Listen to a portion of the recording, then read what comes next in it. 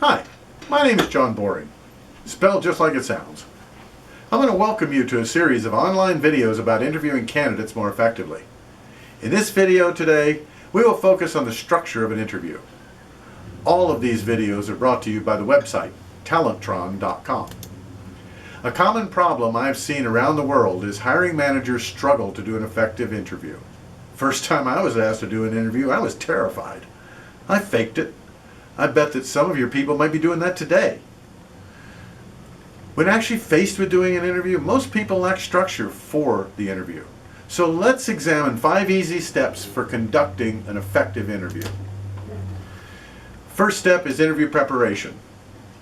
Second step is building rapport with the candidate. The third step is asking your questions. The fourth step is ending the interview. And the fifth step is evaluating the candidate. Interview preparation is the first step, and it is the one that is most often overlooked or completely skipped. Interview preparation starts with understanding the job description, the responsibilities of the position, the expectations that it has, and how it fits in the organization. This is especially true if you're not the hiring manager. Determine which skills are most critical to success and create interview questions based on those same skills. Review the candidate's profile, resume, or CV for any red flags or areas to discuss in the interview. The goal of step 2, building rapport, is to spend 2 to 3 minutes engaging the candidate so that you get a better quality of information. The best way to get this is to ask open-ended questions. Some examples might be, over the last few years, what are you most proud of having accomplished? Or maybe another would be, in researching our company, what have you learned? If you insist on starting with tell me about yourself, use follow-up questions, create a conversation out of this, or you risk losing control of the interview right at the beginning. The goal of step 3, it's called asking your questions, is to elicit information about the candidate. This is the part that interviewers focus on the most. The primary tool in this step is the behavioral interview question, which is tied to a required skill or competency. For a free list of these, visit Talentron.com. After asking a behavioral interview question, give the candidate a chance to respond with a complete behavioral answer.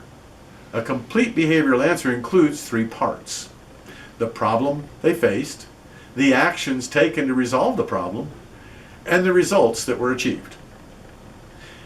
When you persist getting the answers to these 3 questions, you will have a complete behavioral answer.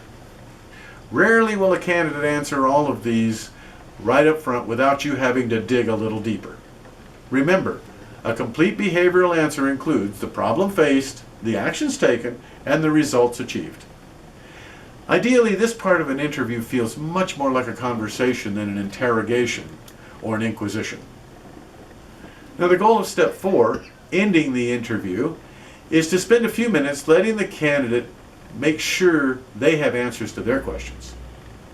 Ways to turn this over to the candidate might include something as simple as asking, "Do you have any questions for me?" "What did we not discuss today that you think we should have covered?" Might be another way to do this.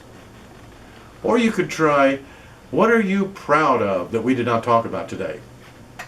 Remember to allow time for their questions. This is a sign of respect. And if they have no questions, this should be a concern for you. They might not be that interested. The goal of step 5 is to evaluate the candidate. Having an opinion about a candidate is why you were asked to interview in the first place. Remember that the job is not finished until the paperwork's done. Interviewing effectively means documenting that opinion in the form of an evaluation. Trust your gut instincts, but back it up with specifics. Always try to remain objective and base your ratings on specific examples and facts, but state your opinion. In conclusion, you can have an effective interview and stay in control of this interview by following these 5 easy steps. Remember to visit Talentron.com for lots of help in interviewing more effectively. Happy hiring!